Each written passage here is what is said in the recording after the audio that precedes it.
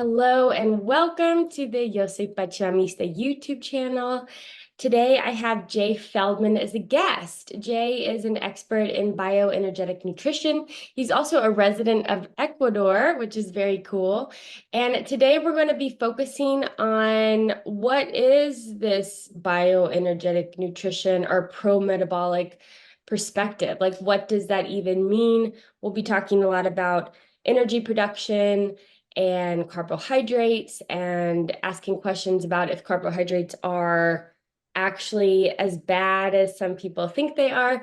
So there's a lot to dive into, and I feel like there's a lot of myths to dispel. But before we begin, I wanted to give you an opportunity to share briefly a little bit about who you are and your background and how you came to be a recognized figure in this field of nutrition. And, people in Spanish speaking world might not know you yet, but they definitely know Dr. Mercola, and Dr. Mercola is a big fan of you. So this is like, this is the good, you've got already some, backing of the big Dr. Mercola, who does have a large following in Spanish. So thank you, Jay, for your time. I want to give you the opportunity to introduce yourself, and then we'll dive into some questions. Great. Yeah, thanks so much for having me, Katie. I'm happy to be here.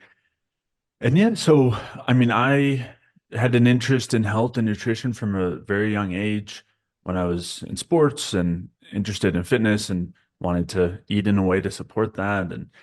And that passion ended up growing quite a bit. And I realized that using nutrition, we could actually feel a lot better and help people resolve all sorts of issues that they're experiencing. And I became enamored with the idea of learning and research in this field. And so I, then went on to university and was planning on becoming a medical doctor. So I was in my pre-med studies.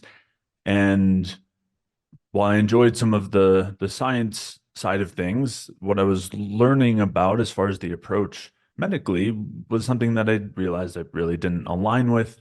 And it felt like an approach that was much more focused on managing symptoms and kind of, responding to issues as opposed to actually trying to fix things at their root, prevent issues from coming on in the first place, and actually improving someone's health and optimizing someone's health. And those are all things that I wanted to be able to help people do. And I realized that for me, that wasn't going to be the right route. And so I explored some other possibilities of, doing PhD research or some sort of naturopathic doctorate program, but ended up deciding to, after graduating, do research independently and work with people one-on-one with coaching and create programs and a podcast and write articles and share health information with people that way so that I could help them improve everything from, energy to sleep and digestion and hormones and all sorts of other things that people are dealing with. And so that's what's led me to where I am now. Awesome. So you have I think it's episode one of your podcast. I believe it's the first episode. It's called Energy is Everything. And I want to talk about that because, a lot of people have sleep problems, or maybe they're constipated, or they have other digestive issues. And what y'all talk about in that first episode, and maybe what we can touch on now, is these are all energy issues. These are actually all energy issues. So what does that really mean that they're all energy issues? And I guess that also gets us into what is that umbrella term that we use a lot? What is bioenergetic nutrition? Like, what does that mean? Yeah, and so a part that I left out of my kind of background is my own health journey and my own experiences with different diets. And so I did everything from vegetarian to low carb and keto and intermittent fasting and lots of different variations there, and was not experiencing my own health vitality that I was promised and that I was expecting. And that led me to continue digging. And I came across some pretty contrary information suggesting that the carbohydrates that we've been saying were the devil for so long And a lot of the other interventions that we're doing in the name of health that work via stress might not actually be all that they're chalked up to be. This might actually not be the whole picture. And so that led me down decade plus long rabbit hole of exploring these alternative ideas and led me to what's called the bioenergetic view of health, which is the idea that the driver of our health is the amount of energy that every cell has available. So inside every cell, there are engines called mitochondria. These are what produce the energy that allow us to function in every single way, everything from digestion to detoxification to breathing and thinking and reproduction and everything else. These are all energy dependent processes. And everything we do affects how well we produce energy, both the amount of food that we eat, the type of food that we eat, the type of exercise we do or don't do, or sunlight exposure or stress, nutrients, all sorts of different things affect how well we produce energy.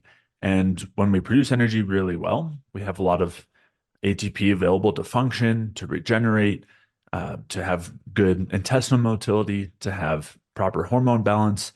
And when we don't, our body responds to this perceived stress with adaptive defensive reactions that over time end up prioritizing our vital functions like breathing and our heart beating over something like digestion, which is a little less important than those things, or hormones, which on the reproductive side, if we're not having a lot of energy available, it's not a time to that our bodies want to focus on reproduction. And so this was a major shift from the way that most of us think about health and led to a very different approach when it comes to nutrition and lifestyle and supplements, and also looking at different health conditions through this lens of how they relate to this lack of ATP that causes all of these downstream issues, all of the downstream degenerative conditions or symptoms we're experiencing. And so that's the essence of the bioenergetic view, is that we're looking at health in terms of our energy availability. And in order to improve our health, we want to improve our capacity or our efficiency with which we produce energy and the amount of energy we have available. And that means, avoiding something like a low carb diet or a low calorie diet. And we can talk about the details there of how those relate. But, there's just a kind of a couple of starting points. Yeah, so what we hear is eating carbs, i.e. sugar, makes us secrete more insulin. Insulin is a fat storage hormone. So if you eat carbs and you are secreting insulin, you store fat and you get fat. So if you lower your carb intake and you lower your insulin production, then you're going to lower your fat stores. And so a lot of people would say, yeah, okay, that makes sense. Not only does it make sense, I can corroborate it with my life experience. Like I decided for a month to cut out all carbs and I lost 10 pounds. So then if we come in and say, carbs aren't all that bad, they would say, well, actually, it's kind of simple. High sugar, high insulin fat storage, low sugar, low insulin fat storage. So what would you say to these people? Yeah, so let's start with our individual experiences, and then we can talk about the physiology. So I think that is a common experience, right? We avoid carbs and we have less bloating. Maybe we shed some weight pretty quickly sometimes. We generally feel better. It's very hard to do though. And what most of us are doing when we're not eating carbs is we're taking out things like pizza and donuts and chips and various processed things, the things that are coming in packages. We're not getting the massive plates of carbohydrates at the at a meal, which especially in Latin America has normally a few different sources of carbohydrates there that are all cooked in some pretty bad oils, and we can come back to that. Um, and so we are cutting out a lot of things. And it's not just carbohydrates that are involved there, right? When we're talking about a donut, there's some carbohydrates in there. There's a little bit of sugar, there's some wheat, but there's also, some pretty harmful oils that it's fried in, and there's typically more calories from fat than sugar in a donut. And Mhm. so we're cutting out a lot of harmful things and we're also cutting out carbohydrates. And the vast majority of the time, the benefit is coming from cutting out the harmful things, not necessarily cutting out the carbohydrates. So that's one piece. The second piece is normally in that state, we're going to be eating a lot less, and we will be eating a lot less carbs. And those things can both lead to weight loss in the short term. They typically not only come at a long-term cost, but also weight-wise, there will be a point where not only does the weight loss slow, but it can eventually start to pack back on. And that's due to some of the hormonal implications of a low calorie or low carb diet. So we can come back to that too. But I would say those are kind of the two main reasons. The other thing to mention is carbohydrates lead to like water storage. When we store carbohydrates, we store them with water. It's actually 3 times as much water as carbohydrates. Like every molecule of a carbohydrate that we store needs 3 times as much in water. And so when we drop carbohydrates in just a couple of days, we'll often see immediately the weight will start to come down. And a lot of that initially will also be water weight as well. So that's another consideration. And then maybe the last one that I'm sure we'll come back to as well is that if we're having digestive problems, which are really common, maybe we have overgrowth of bacteria or other microbes, maybe we're just not breaking our food down very well. If that's the case, and then we stop eating carbohydrates, we take out one of the main categories of foods that feeds, or really the main one, that would feed the harmful bacteria that are in our intestines. And that can benefit us immensely, but it doesn't actually solve the problem. It doesn't actually fix the bacterial population. And we don't actually have to cut out the carbs to do that. We can just fix up our gut health and have those same benefits without removing the carbs. So there are a number of reasons why we might feel better short term by taking those carbs out, but it's not actually an effective long-term solution and instead comes at a cost.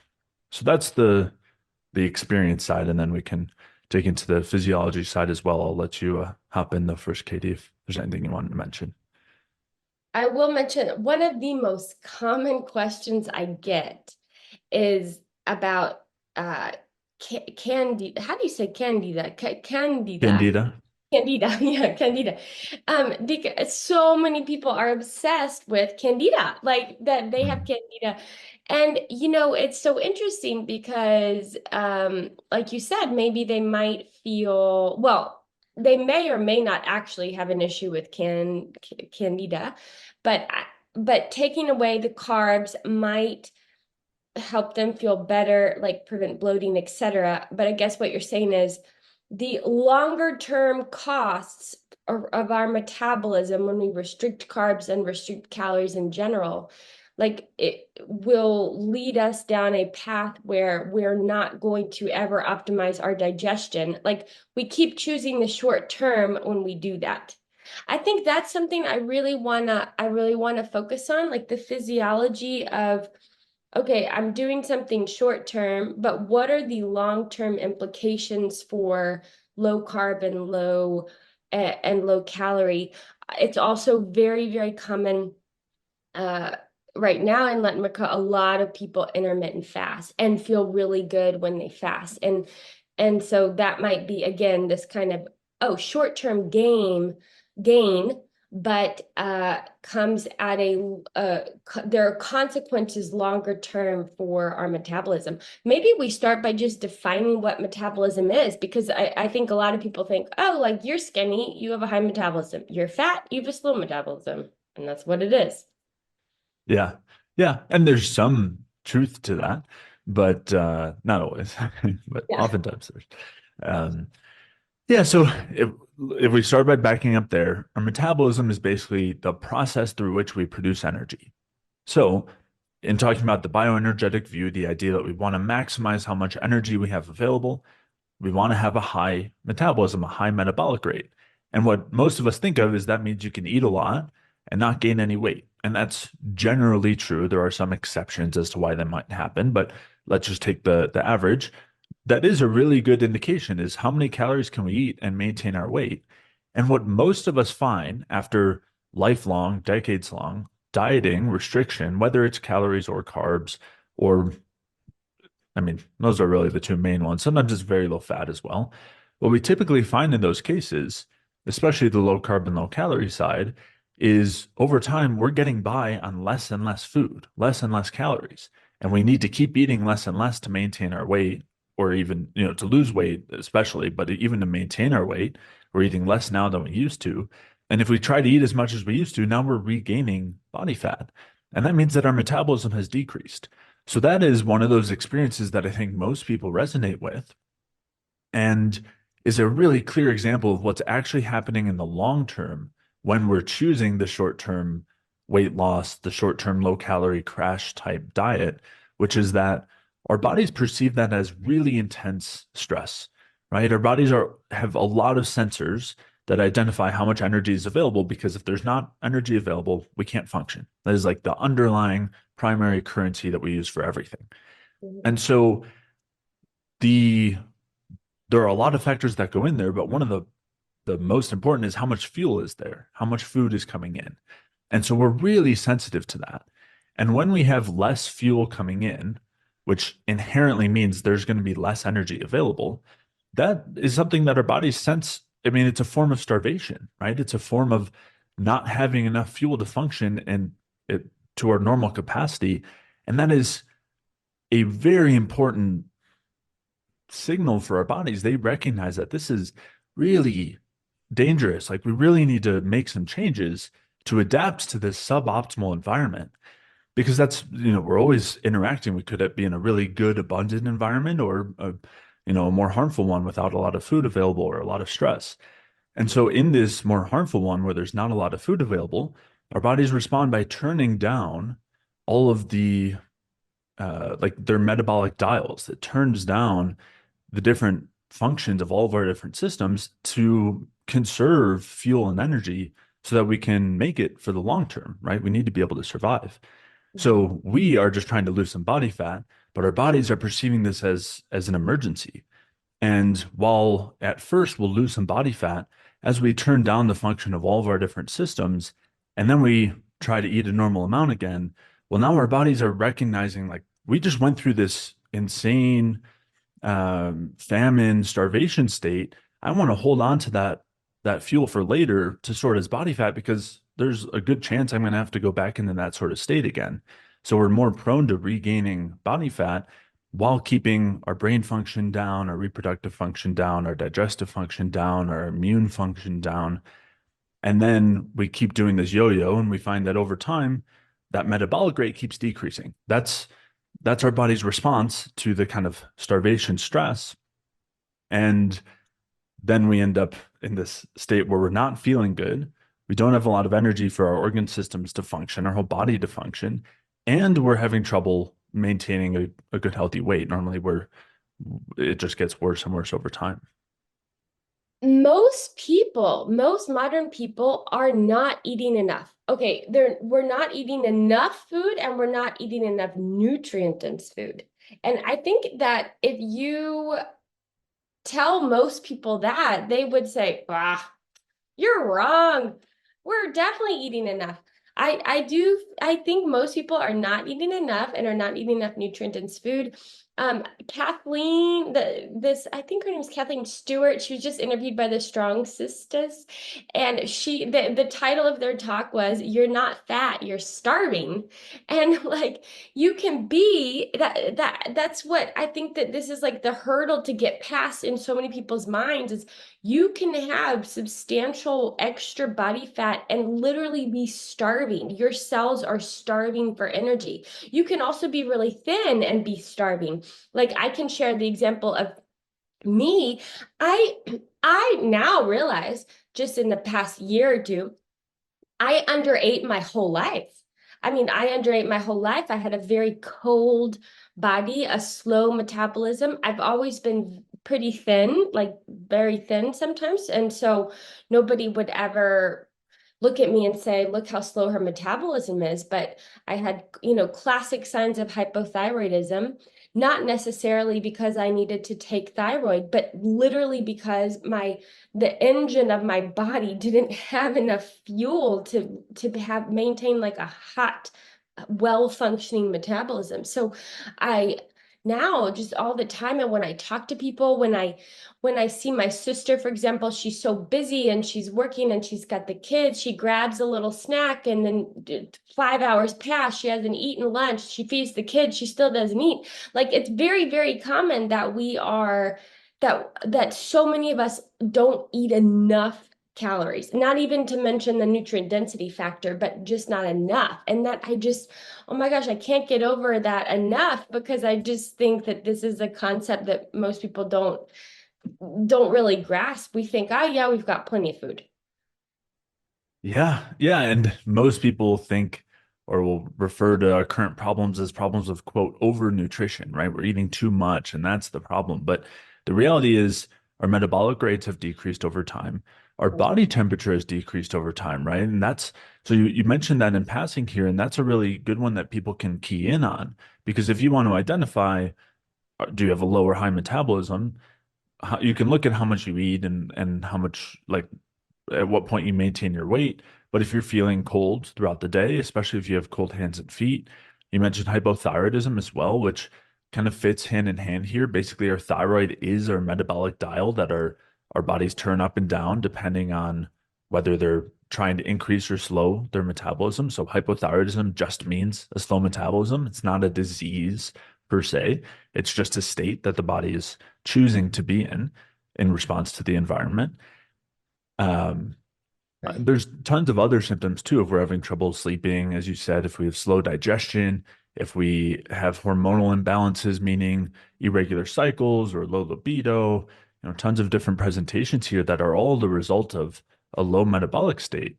And what is being missed in all of these other places when they're saying that our problem is we're eating too much is they're missing the fact that the food coming in doesn't just equal energy, right? They're assuming the food comes in, it equals energy. We have so much energy that then we're storing extra as body fat. And so someone who is gaining body fat, they're in an excess energy state. So they should have lots of abundant flowing energy, everything should be functioning well, and they're just storing the extra as body fat. But that's not the reality. What's Mhm. happening instead is far worse, you could say, but also makes a lot more sense, which is that a lot of steps have to happen between the food coming in and it becoming energy. We have to digest it and break it down efficiently. We need to have it needs to get to the right tissues, the right places to get to the engine, but then the engine needs to be able to use it. And there's a lot of things that can go wrong in that engine. You talked about nutrients, and this is one of the places that those are very important is in this conversion from food to energy. But there are other factors as well, the types of fats we eat, whether we're eating carbohydrates or state of stress and other, tons of other factors. But there's a lot that can go wrong there. And what we find is that when someone's in a state of weight gain or they're overweight, they're not having excess energy. They're actually having major problems. There are major blockages going on in terms of their conversion from the food to energy. And so what's happening is instead of us efficiently converting that food to energy, that's not happening. So we have a lack of energy, and that excess fuel that can't be converted then is getting stored as body fat.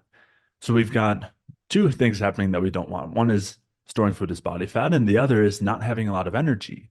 And the kind of kicker here, the next part is our hunger signals are most dependent on how much energy we have available.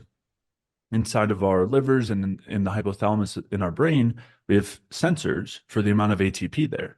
So when we're not effectively producing energy and we're instead storing that food as body fat, our hunger signals stay on, even though we're storing lots of food as body fat and maybe we're eating, normally we're under eating, but even if we're eating, let's say, enough, if we're not using it efficiently, we remain hungry. And so many people have this experience as well. And I know I did, which is you can eat a decent meal and feel physically full, your stomach feels full, like you had enough food in terms of volume, but you could still eat more. If someone put something, a pastry or something that tastes pretty good in front of you, like you'll still eat it.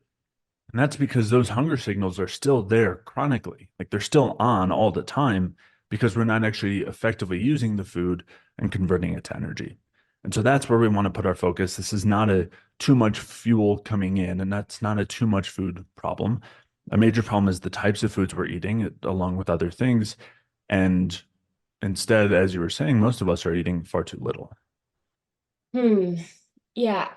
And I guess for someone, we could really talk about kind of two different broad categories of people, like the people who are thin and have a slow metabolism and people who are overweight and have a slow metabolism.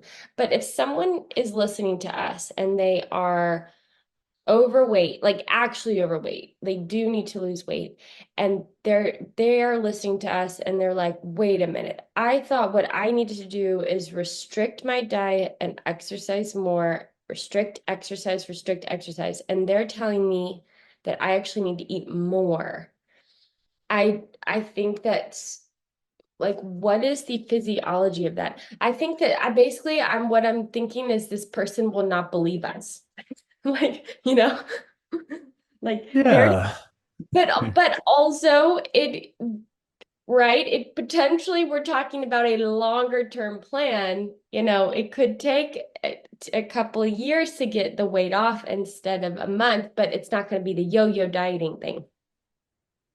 Yeah, so that's one reframe we definitely want to consider, which is let's look at the long term as opposed to the short term. If you are trying to lose a certain amount of weight by, the next wedding or vacation or whatever the next event is, and or this month or whatever, typically that's always going to come at a long-term cost. And we can typically look back at our history and think about how many times we've done that, and yet we're not maintaining that lower weight that we were before. We never actually maintained that.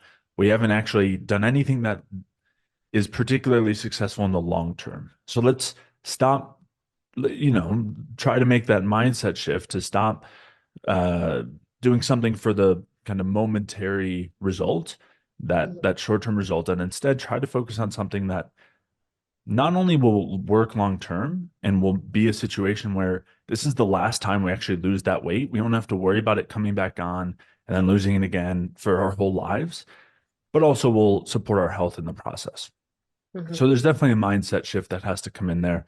But in terms of the physiology that you were saying is, if we take someone who is not efficiently converting food to energy and they're under eating and we just say eat more, that's not going to solve the problem because those engines aren't working well. And if we just eat more of the same foods and keep doing more of the same thing, we will potentially increase the storage of fat. That is the case that most of us are in. So that's really the case we want to focus on. If we were in a situation where there was no issue in terms of the conversion of food to energy. We were just under eating for a long time and creating a lot of stress in that way. And then we ate more. That can work. That can be a situation where eating more can lower the stress hormones and there's no kind of inherent blockages in the engine. So we will, convert that food effectively to energy. We'll typically regain some weight in the process, but then it'll come off and we'll be good to go. So in that case, yes, a major part of the solution is just eating more and getting out of that chronic stress state. But for most of us, there are some other things that are blocking our effective conversion from food to energy that have led to this issue in the first place. And if we just eat more of the same things, it will add to the problem. So, or at least it won't fix the problem and will often cause more weight gain. So that is a situation where we need to identify what are the most likely things for us that are blocking that conversion from food to energy and then start to address those in addition to working on eating enough. Mhm. Okay, so what would be those things that we would focus on? I mean, some people might say, "Oof, I'm overweight, my hands are cold, my feet are cold, I feel depressed, I'm unmotivated. I go to my doctor, they run a thyroid panel. I'm definitely hypothyroid, which means the same thing as having a low metabolism. So I get put on this thyroid medication. Um, I think that maybe there's different perspectives about the use of thyroid medication. I know a lot of people say if you're gonna raise your body temperature, if you're gonna like take thyroid, you need to make sure you have enough fuel because your body, your your thyroid needs to do something. Like you need to have enough fuel to fuel your body if you're going to take thyroid. I don't know if that's a path that you would recommend, like thyroid supplement or thyroid medication first for some people. I guess I know it depends on each case, but I'm just wondering what your kind of clinical like path might be for a particular person who's overweight and needs to get the weight off and is committed to doing that even if it takes a couple of years. Yeah, I would say I never start with thyroid. Okay. Kind of for the reasons that we're talking around, which is so for one, again, kind of zooming back out, the thyroid is that dial, right? Our bodies turn up their thyroid when they're sensing we have a really good supportive environment. Let's increase the amount of energy we produce, and then we'll, increase all of our functions because we're in a place that supports that.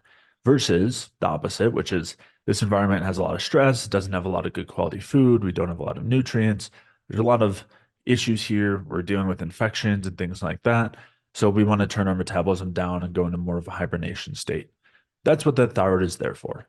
If we're in that latter state where our bodies are saying this is not a good environment, and we say we're not going to listen to our bodies, let's just add in thyroid hormone and turn that metabolic dial up. Well, now we're trying to basically press really hard on a gas pedal when the engine isn't working well, right? And the fuel that's in the tank is pretty bad quality. And that's normally something that is not going to work very well. Normally, it's going to either compound issues or, sometimes short term it could be okay, but it's typically not a good long term solution because we're only going to be able to run for so long in that really rough environment.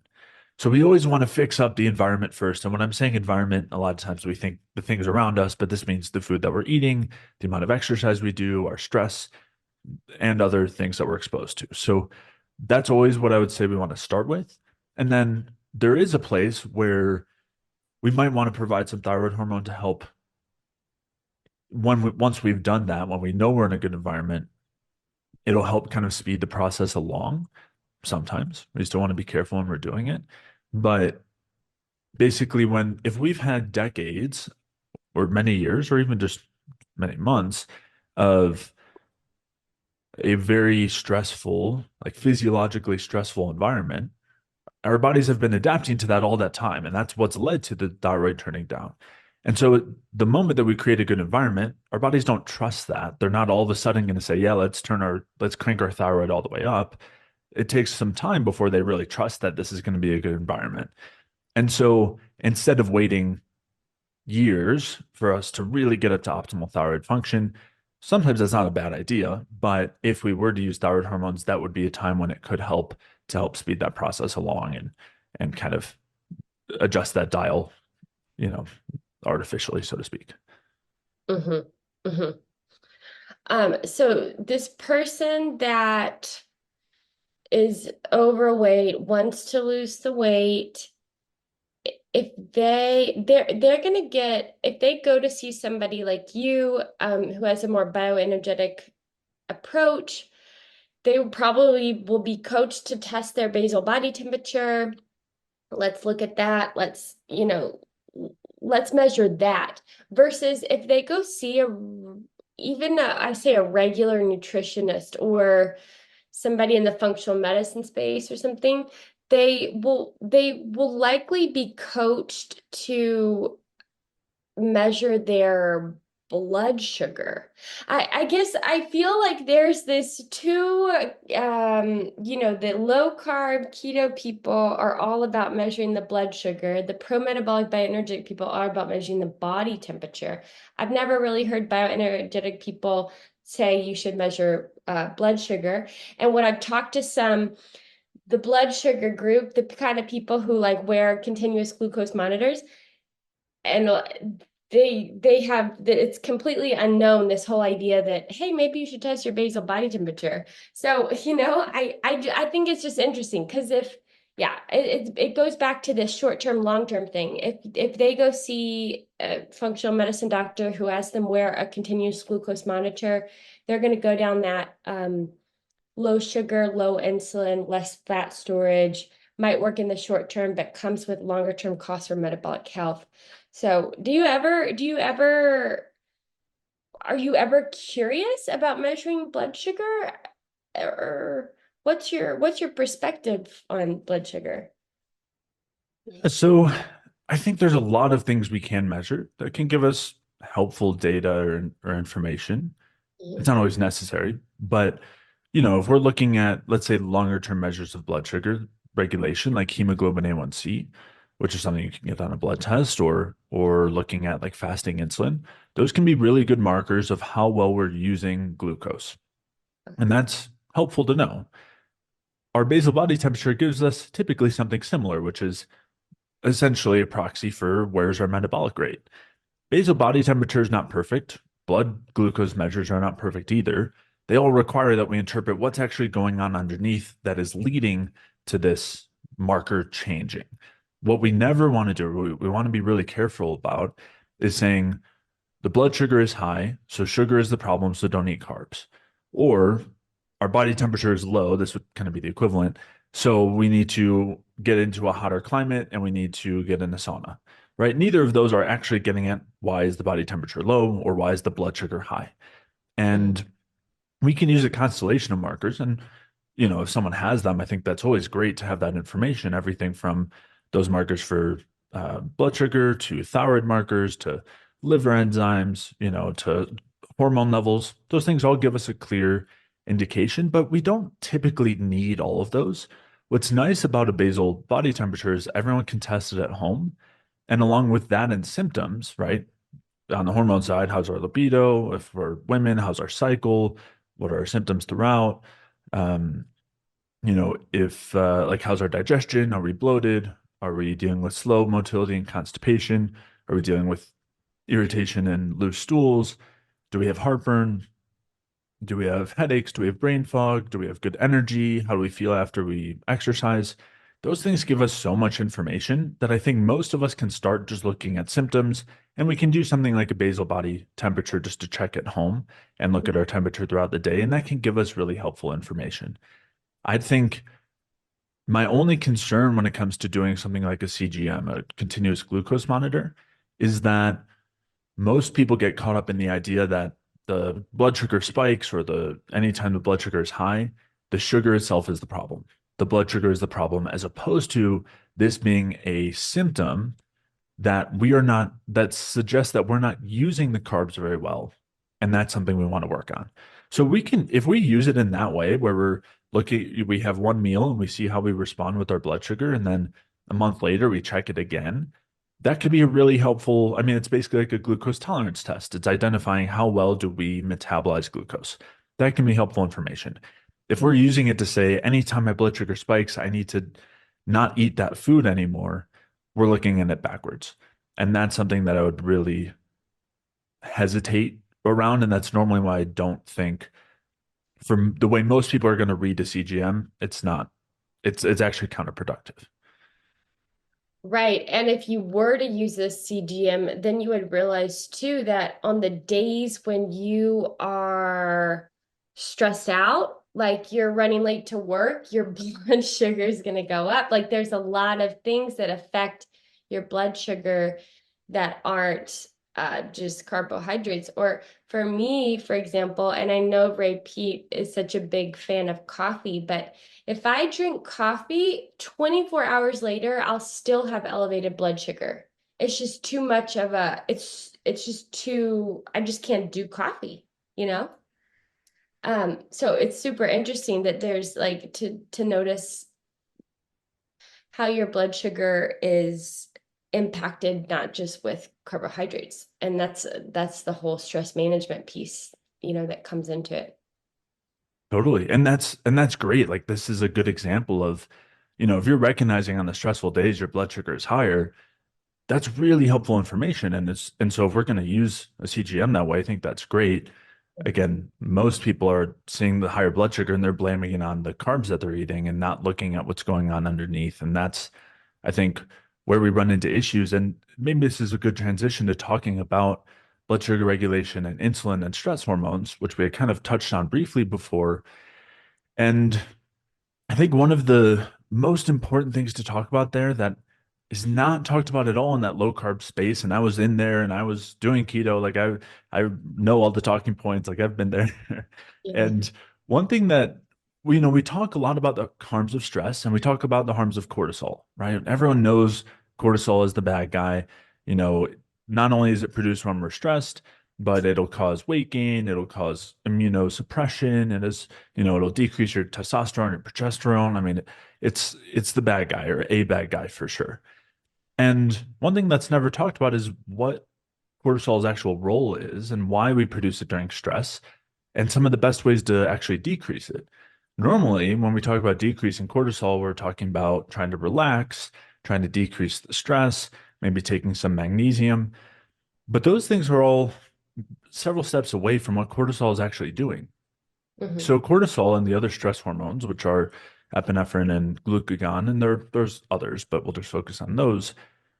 They're hormones that are produced under stress. And stress, when we're talking about the body's physiology, is not the same as psychological stress.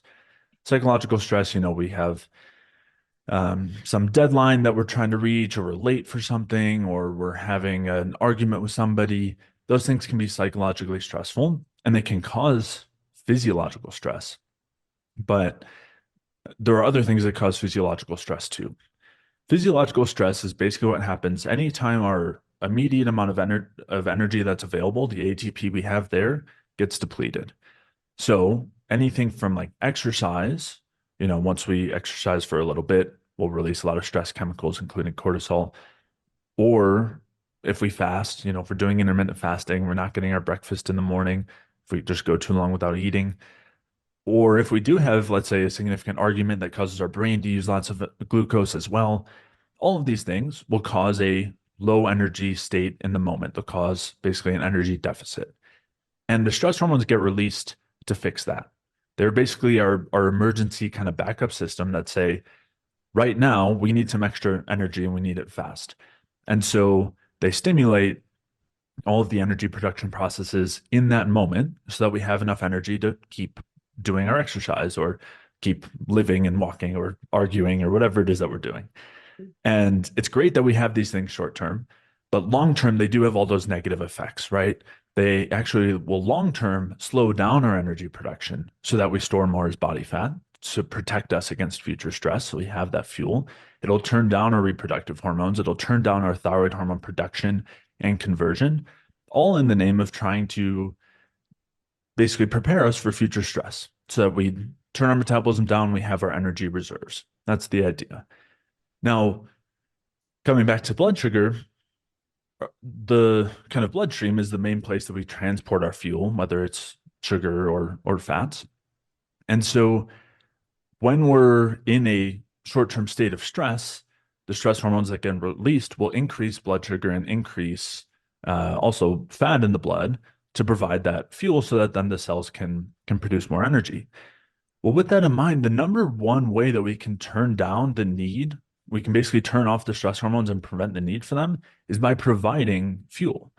And the number one fuel in this case is for turning down the stress hormones by far is going to be carbohydrates, since that's especially the fuel that we want when we're trying to produce a lot of energy relatively quickly and efficiently. So if we have a stress hormone, if we have a moment of physiological stress, whether it's from exercise or something else, the best thing that we can do, the number one way to turn off the cortisol is by consuming some carbohydrates, a piece of fruit or a bit of juice or something like that. And most people, I think, once they know this, and then we're talking about experiences before, once they try this, they'll notice a pretty immediate change in like their mood and energy and feel much more relaxed compared to before. And, maybe your heart rate will start to slow. And I think it's such a disservice that this isn't something that's talked about more. And that can then take us to the question of what happens when we long term do carbohydrate restriction and the relationship with insulin and stress hormones. I guess it's, you know, it all boils down to on the spectrum of survival and security abundance. Like on one side, we have survival, on one side of security abundance. where are you? Like, if you're fasting all the time, you put yourself closer to survival. If you restrict your diet, maybe you don't fast, but you restrict carbs or whatever, you're closer to survival. So what you were just saying is, oh, like your body's stressed, I'm gonna die. Eat a piece of fruit and your body's like, oh wait, I'm actually not gonna die. Like you basically it's like, how am I gonna die? Am I okay? It's just like, but you know what's super fascinating is we really do receive hormonal blueprint from mama in the womb. And so my mom, for example, is an amazing woman and she's had very high cortisol levels her whole life. Oh my gosh. And I think in the womb, I was just like, whoa, I probably received a lot of messages of like survival. Life is very stressful.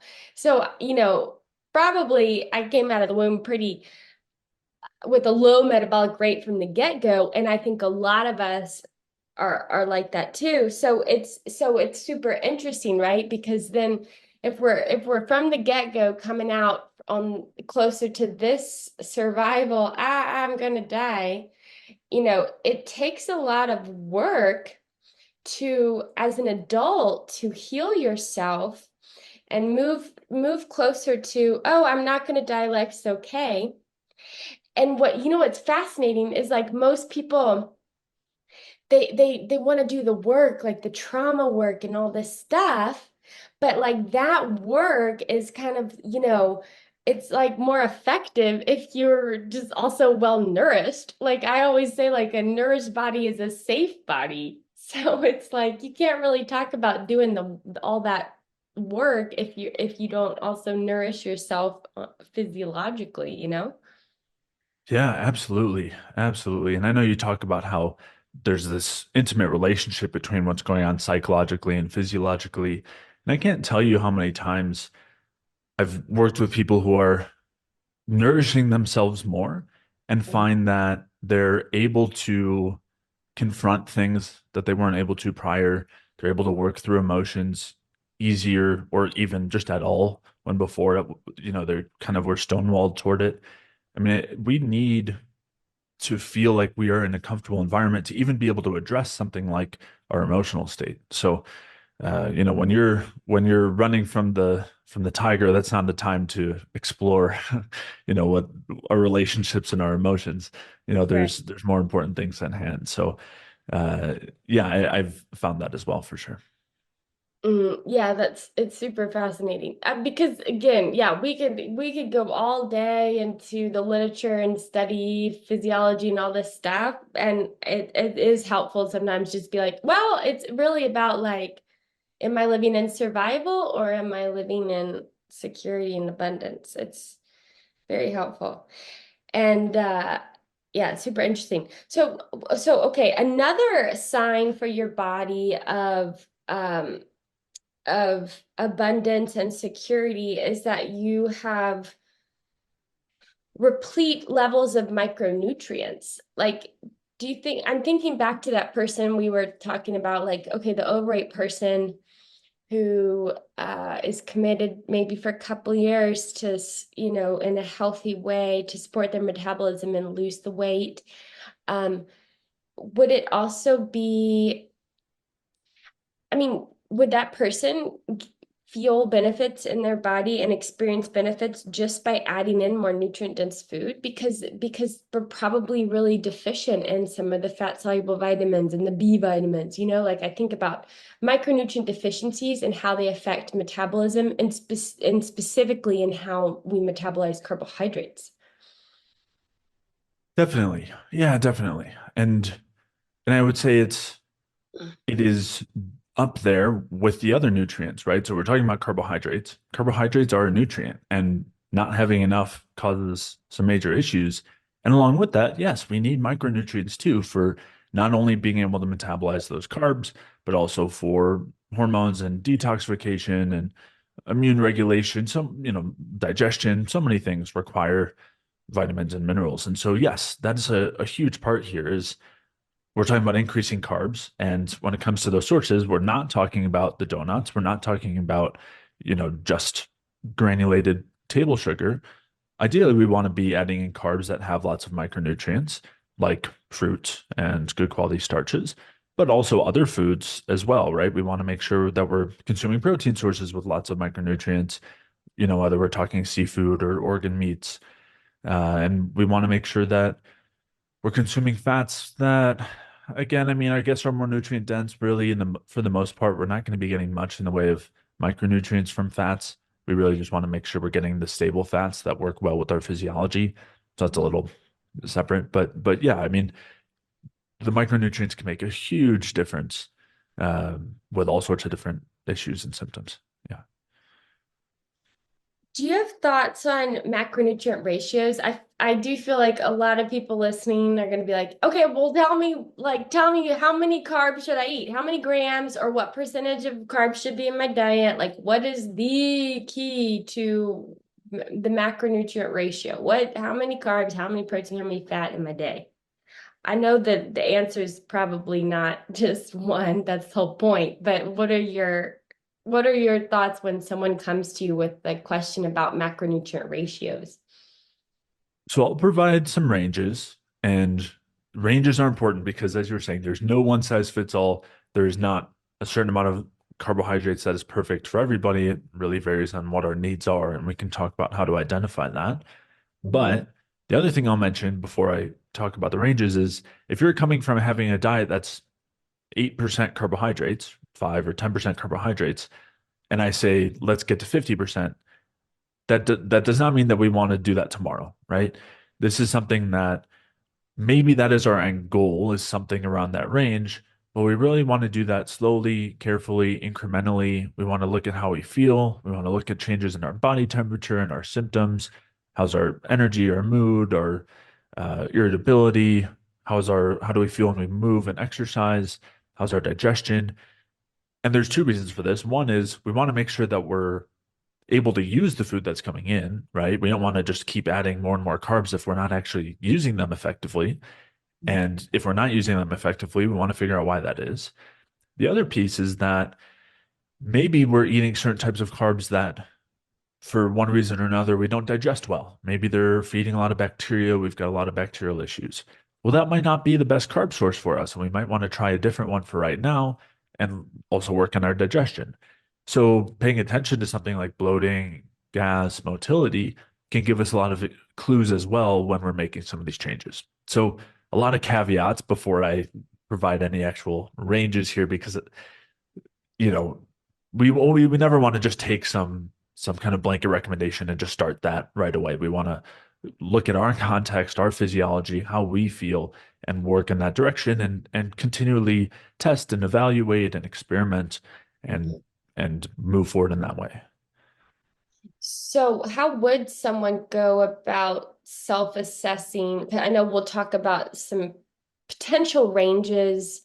And then when you talk about those, maybe like how would someone self-assess like, ooh, maybe I'm a higher carbohydrate range versus I'm a lower carbohydrate range. What are your thoughts? Yeah, so you're saying how do we identify what our needs are for the different macros? Is that what you're? Yeah, well, are you gonna give us some ranges Mhm. from, oh yeah, okay. I guess you'll give us the ranges first, and then we'll talk about how one might assess what range is going to be their appropriate range. Perfect. That Perfect. makes sense. Yes. So the first place I would suggest is starting with protein, because that's going to be more fixed based on our body weight, based on our lean mass and like our, size of our organs and things like that. We'll have certain protein needs because protein is really just a building block. It's not something we want to be using for energy because we have to convert it to glucose, which we lose out on a ton of efficiency to do that. And then at that point, we're just using glucose, so we might as well use glucose. And there's a cost to doing so. So to converting it from protein. So protein is great for structure. It's also great for nutrients. As we were saying, a lot of really great sources of micronutrients are protein sources. And so Mhm. when it comes to protein, generally zero point 0.6 to zero point 0.8 grams of protein per pound of body weight would be the recommendation, which I don't want to butcher it and say what it would be in kilograms. Maybe you can calculate it. Yeah, I calculate and put on the screen. Okay. Yeah, because it's all done in kilograms in the research, but I get so used to saying it in pounds. But Yeah, me too. My brain goes to pounds too. yeah, yeah. So that would be my general recommendation when it comes to protein.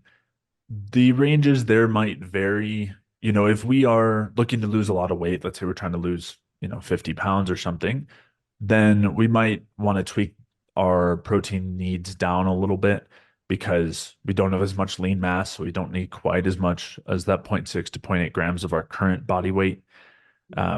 So there's a little bit of variation there, but what I would say is let's aim for that as a general range and see how you feel at different amounts. But that would kind of be a starting place.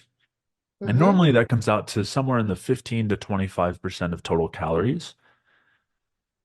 Okay. And then what I would look at next is our fat intake. And normally with that, I would suggest somewhere in the range of 20 to 40% of our total calories. Mhm. Normally, we want to tweak this based on our needs for fat because fat is not only a fuel, but it's also a structural component of all of our cells, and it's a precursor to hormones, and we need it for digestion. So we want to try to identify how much fat does our body need. And there's a couple of clues that we can use. So one is the main place that our bodies use fat for a fuel is in our muscles. So if we have a decent amount of muscle mass for our size, and if we're pretty active, we walk a lot, we move a lot, we exercise, those are going to require higher amounts of fat. So we might Mhm. want to be on the higher end in the 30 to 40% range. If not, if we don't have a lot of muscle mass, we're not very active, we might want to be on that lower 20 to 30% of the range. That's one indicator. The other is if we have a decent amount of body fat that we're trying to lose, if we're overweight, we're trying to lose weight, typically our fat needs are going to be lower because there's always fat being released from our fat stores just at our kind of normal baseline. And normally in that state, that baseline's even higher. And so we already have a lot more fat circulating. So we don't actually need to eat quite as much. And so that would also be something that kind of brings us down to that lower end of the range. So if we're dealing with, if we're trying to lose weight, we don't have a lot of muscle mass, maybe we're on the insulin resistant side of things, we don't have good blood sugar regulation, I might want to be in that somewhere in the 20 to 30% range. If we're really severe in that state, like type 2 diabetes, I might go even lower into like, closer to 15% of total calories, or even lower depending on the case. Um, but again, if we're on the other end, we're active, we're on the leaner side with more muscle mass, and we're not looking to lose significant amounts of weight, then in that 30 to 40% range tends to work out well. Okay. So muscles store glycogen, but you're saying after that glycogen burns off, the glycogen is stored glucose, then they're using fat to fuel themselves, right? Is So, glycogen is for the body, not just for the muscles. I mean, the so muscle. glycogen, sorry, go ahead, Katie. Oh, sorry. The muscle glycogen. Yeah, so we have two different places that we store glucose as glycogen. One is in the liver, and that is the store for basically our whole bodies, like all of our organ systems and our brain.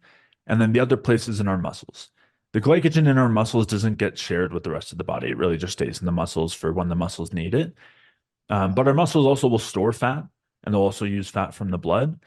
And the amount of fat versus glucose used in the muscle depends on their activity level. So when we're doing intense activity, resistance training, or a sport or something like that, we tend to use more glucose.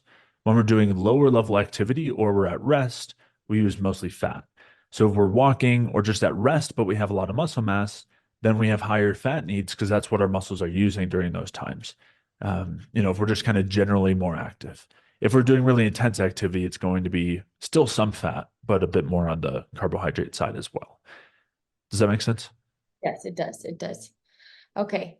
And that's interesting because you said if someone had insulin resistance or diabetes, you would lower the fat even more, which is the opposite of Like if they go to see a functional medicine, keto kind of doctor, they would say fat up, not down. So, Yeah, and what they're really saying is carbs down. And that's right. coming back to you're not using glucose well. We see all this glucose in the blood, so just stop having the glucose. And what we're trying to do is say, let's improve our usage of the glucose and not just avoid it. Because it's true, you can take the carbs out and you'll watch your blood sugar go down, and you'll watch your A1C go down. But that's not actually saying that you fix the problem. It's just saying that you're not providing that fuel anymore. When we lower the fat enough, and we can come back to the details of the physiology, but basically, when we're in insulin resistance, we're kind of stuck in a fat burning mode where we're not using the glucose well. And that's what's causing the buildup of glucose. Like there's something underlying there too. Like first, there's something blocking glucose usage. Then we get stuck relying on fat because we can't use the glucose. When we stop that forced reliance on fat, it will then encourage the use of glucose. And so when we get into those particularly low fat percentages, we can see really amazing drops in blood sugar and really significant improvements in insulin sensitivity. And I've seen this with clients who have type 2 diabetes or insulin resistance, where even with insulin, their glucose levels were very, very high. Their A1C was really high. And once they got the fat low enough, all of a sudden their blood sugar comes down dramatically. They're actually responding to the insulin properly. Their bodies are actually using the glucose. And this is shown. There's a really great article by Denise Minger titled In Defense of Low Fat. And there's some sort of a subtitle with it. And she goes through a lot of examples of doctors who have done this in studies where they have people with type 2 diabetes or severe insulin resistance and get them on a really low fat diet. And they're able to improve their blood sugar, get off of insulin in many cases, and lose, 100 plus pounds doing this. So it is something that can be really effective, but it does require, just like lowering carbs a lot requires a concerted effort, and it's not necessarily the most convenient thing. The same thing can often be the case when we're talking about someone in that sort of severe insulin resistance. It's not easy to get the fat down that low, but it does make a huge difference. That's interesting. She hasn't been on my radar in so long. Isn't Denise the one who wrote the China study, like rebuttal, kind of all that Hmm. stuff? Oh Yeah. wow. She was the banquet speaker at the Wesleyan Price conference. Gosh, that must have been like 2014 or something. She's really amazing. That's awesome. I'm gonna check that out. But I remember a couple of years ago, maybe like 5 years ago, someone wrote me about a doctor in somewhere in Latin America who was healing diabetes with honey. And I remember totally just like dismissing it because I was like, everybody knows it's a carb problem. Like what are they even talking about? Like healing diabetes with honey? That's not how you would go about treating diabetes. But this makes sense and is very very interesting that insulin resistance is a a fat burning state. Yeah, That and it's not that fact is often left out in the low carb sphere, but it's very evident. I know. And I heard the other day a teacher of mine referred to diabetes as carbohydrate intolerance. And I was like, I don't think so. I think it's a cellular dysfunction. But I get it. It just, we well, actually, I don't get it because it does seem that if someone digs deep enough, they would eventually find the truth. Maybe, the truth of because there is like a physiologic truth. You know what I'm saying? Like, there is, like, you're not making up what you're saying. You're simply like identifying, you know? So, Yeah, not to throw shade. Some people do just repeat things that they, and I'm not saying this in this case, but just in general, there's a lot of people who repeat things that they hear elsewhere. And and look, I've done that too. Like it's especially you can get caught up in that kind of the dogmatic, like tribalistic type perspective, and you hear things and it's like this sounds logical and you parrot it. And but there's a yeah, as you're saying, we're talking about some things that are pretty yeah, not even controversial, like research wise or physiology wise. Like it's all there. Mhm. And for someone who's interested in that, we did do a handful of episodes on my podcast talking about the details of like going through those studies, looking at how insulin resistance is actually a state where the cells are relying on fats for fuel. They can't use glucose well. And when we turn the stress hormones down and prevent the fat burning, it helps us use the glucose better. And a number of studies looking at high carb diets showing benefits for insulin sensitivity. So. So, well, I think it would be so awesome if some of your stuff was translated into Spanish, even Mm. just if you picked like the top 5 episodes, and you had like a little landing page and I would totally point people in that direction because I do think that there will be, especially after this interview, I think that there will be a lot of people who are like, oof, I want to learn more and I don't know where to go because this perspective hasn't arrived as much to the Spanish speaking world. So that's just kind of like a side note. That would be super epic. If you do that, let me know and I'll point people to the link. And then so to finish off the macronutrient ratios, yeah, protein like maybe 15 to 25% of total calories or zero point 0.6 to zero point 0.8 grams per pound of body weight. Dr. Gabriel Lyons is really into 1 pound, excuse me, 1 gram per pound of body weight. That's a lot. If you actually calculate that out, that's like, I don't know how somebody would do that without using protein powder. Mm.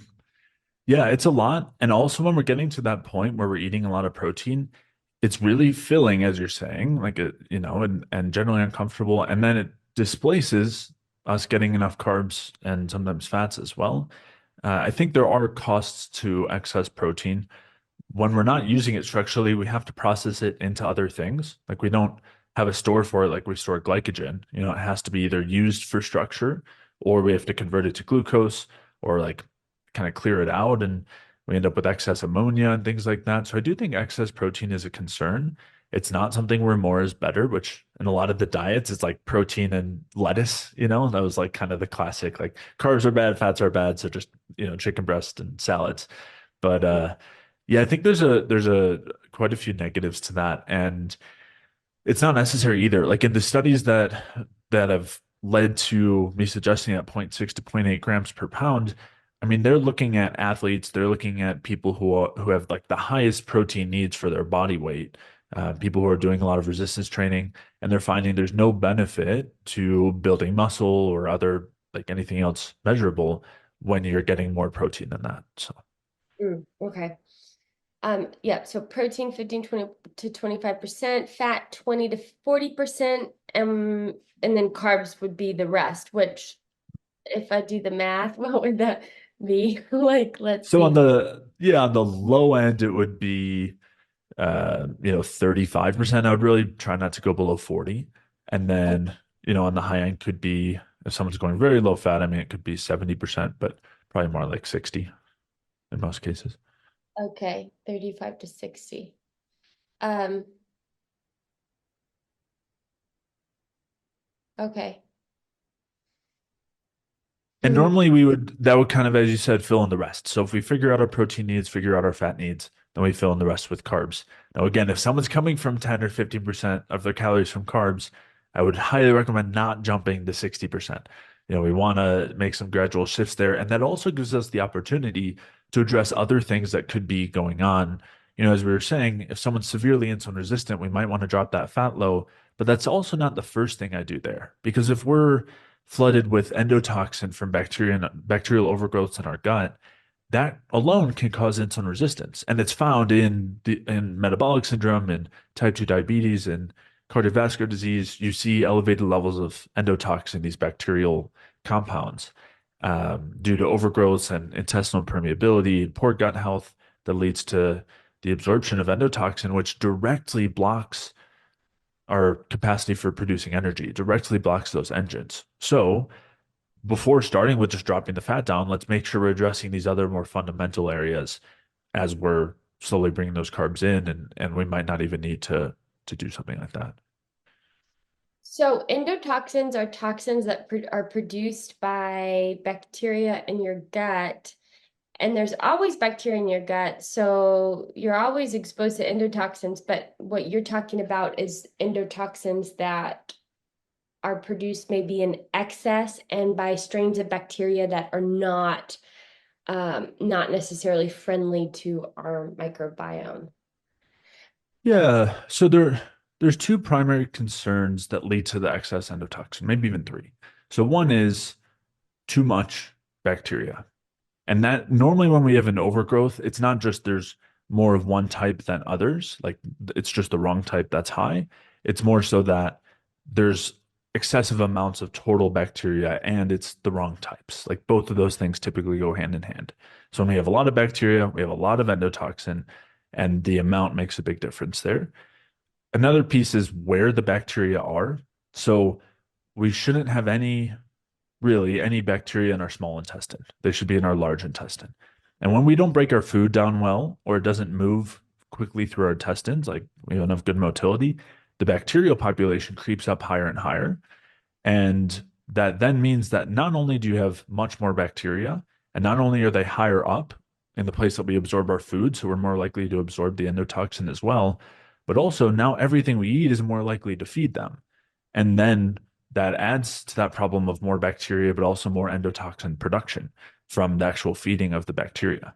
So that would kind of be a second concern. And along with that is the concern that we're not breaking our food down well. So instead of us absorbing it, it keeps going on and feeding these excess bacteria.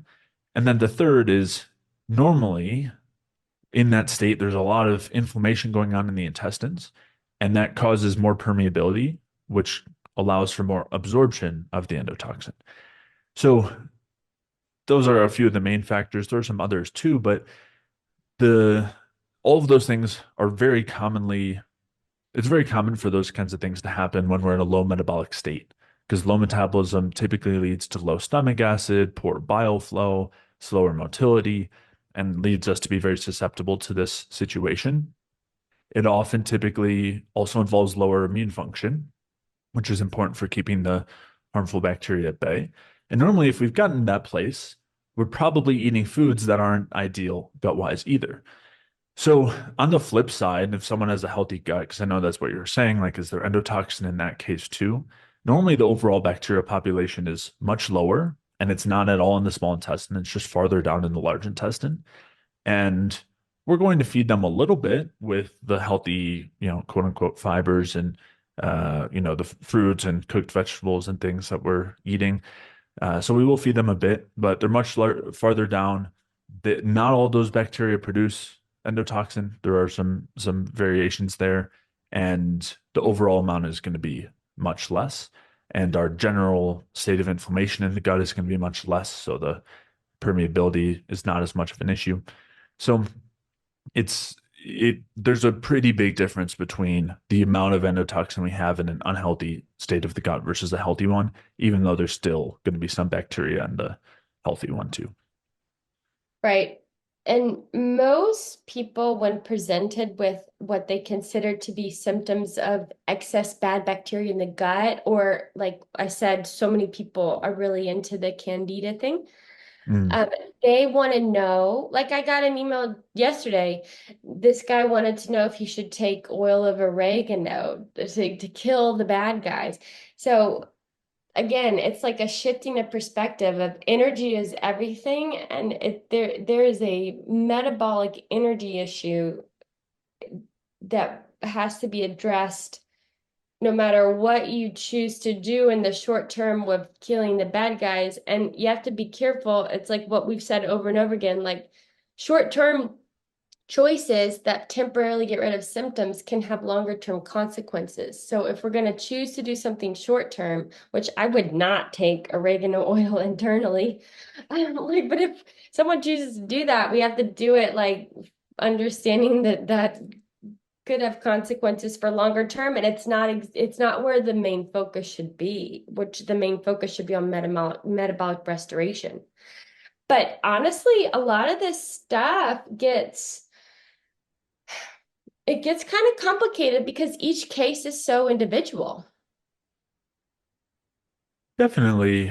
And I think that's part of why the more that we can learn about the underlying things going on, as opposed to what a lot of us tend to gravitate to, which is how many carbs do I eat? What are the sources? And I'll go do that and everything's fixed. Instead, we want to take that time to try to learn and understand what's going on. And obviously that's a slower approach, kind of goes hand in hand with the longer term. It also involves a slow implementation and a lot of the kind of experimentation and evaluation of how we're feeling.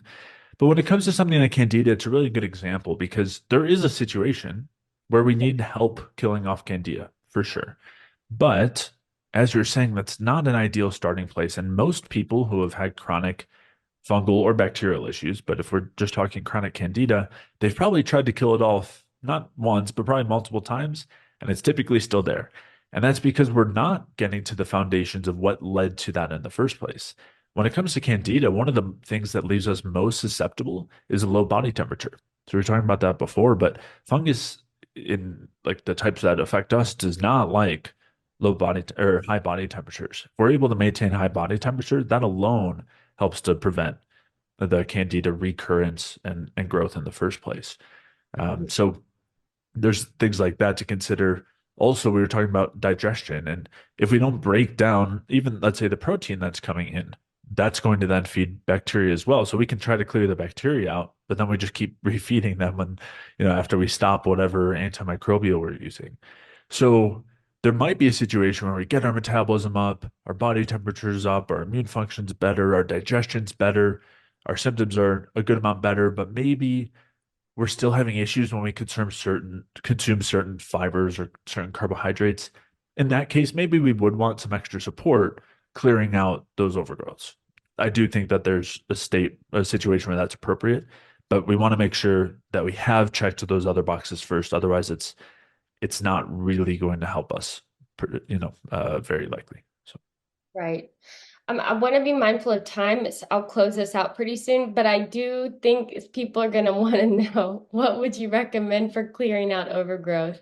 Do you have Mm. a particular? Sure. Yeah, and it can vary based partially on like the type of overgrowth we're dealing with. It would be different if it's fungus versus bacteria. Um, some that I would recommend that are maybe more broad spectrum that can help regardless of which type it is. One is monolaurin, which is a kind of like a slightly adjusted fatty acid that has some good general antimicrobial effects. I do think oregano oil can be helpful in a broad spectrum way. We want to be careful with like dosing and what we're taking. I would not take like the pure essential oil. You want to make sure it's diluted in like a carrier oil, and if you normally get a product, it'll like be dissolved in olive oil or something like that. That can be effective as well. There's a lot. I mean, there are a lot of different plant compounds that can be used. Thyme and allicin from garlic, and um, Pau d'Arco can be a helpful one for fungus. I mean, there's a lot out there. I think and it's not most of the kind of average ones that you find, I do think can be effective, but more often it's the state that matters more as to whether it's going to be effective. Um, so that's the kind of bigger consideration I would have. Mm. I used I did this protocol like, gosh, almost 10 years ago with chlorine dioxide, which is Mhm. very popular in Latin America, which is pretty controversial. And I've talked about it a lot. Like I've shared my experiences. I don't recommend it. I don't guide people in protocols or anything like that. They have to do that on their own. But I did do that. I think it really helped me, and I think I had an endotoxin issue, what you're talking about. So that was, that was a long time ago, but it did really help me. I totally get what you're saying, that sometimes a clearing out of the overgrowth could be the route to take, and doing it very with a lot of clarity about what your goal is and how long, and all those things, so that you don't do something that causes damage. Yeah. And you were kind of alluding to this too. I mean, some of these overgrowths are, it's kind of like I don't want to say they're overdiagnosed, but it's just like they're kind of like buzz diagnoses these days, something like candida. And so we want to be careful of that as well. And yeah, it can definitely help to clear if it is actually there and we're dealing with, let's say, constant floods of endotoxin. Well, that then impairs liver function and that impairs mitochondrial respiration. So we're not getting our energy and then we're in chronic stress. And so it can contribute to all the issues and it can be helpful to provide some relief there while we're working on the other things. So it is worth considering, but we just want to make sure we're not just assuming that is our central issue and we just address that and we're good to go, because that typically I don't think is the case. And also, let's keep in mind that if there's not clear symptoms of it, it might not be something that's affecting us so much if it's even there at all. I think a lot of people might just assume that this is the case based on, I don't know, general suggestion, but I think maybe it's, as I was saying, kind of a little over assumed. So Yeah.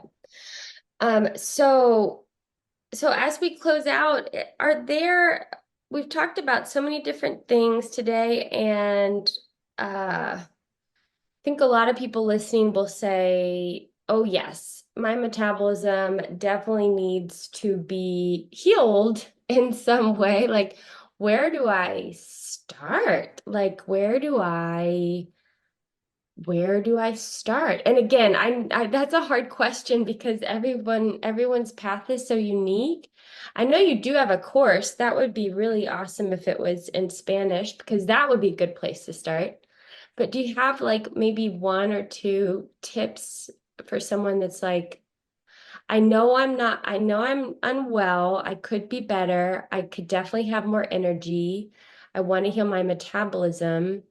What could I do today to move towards the path of healing?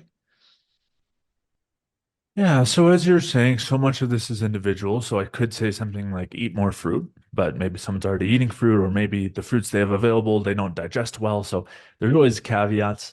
I think one thing that I could say universally is let's make sure that we are trying to do what we can to learn about how our bodies work and then taking steps in terms of experimentation and seeing how we feel and trying to look at this with an open mind.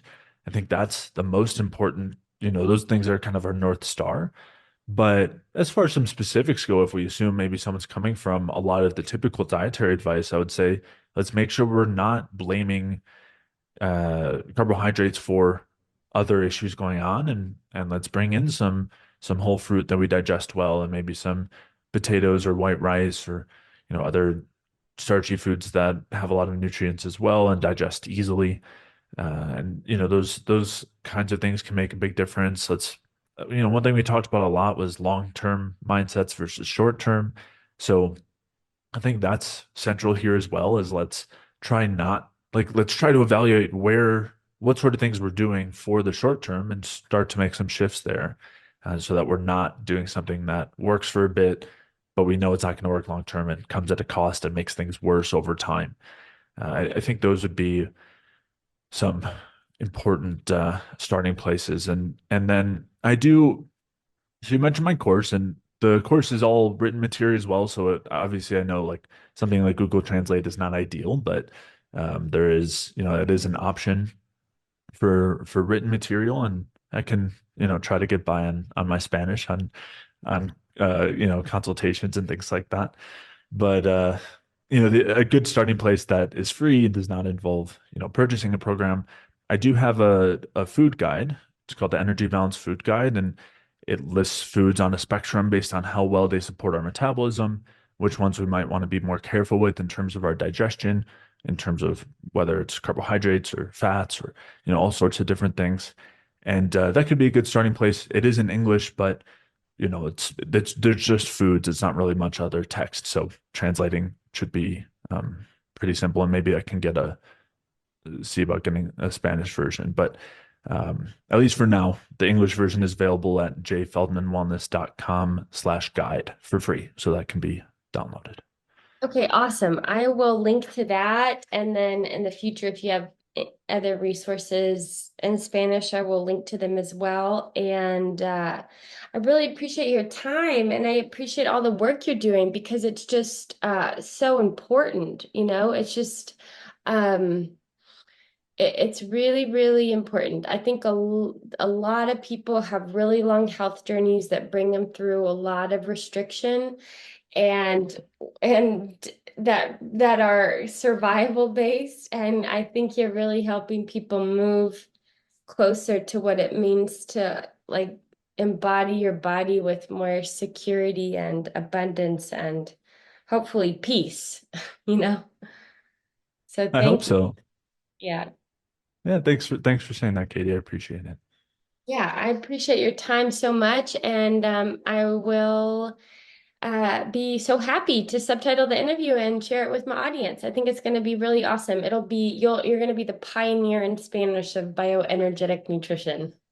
Awesome. I love it. Well, thank you so much, Jay. Thanks for having me, Katie.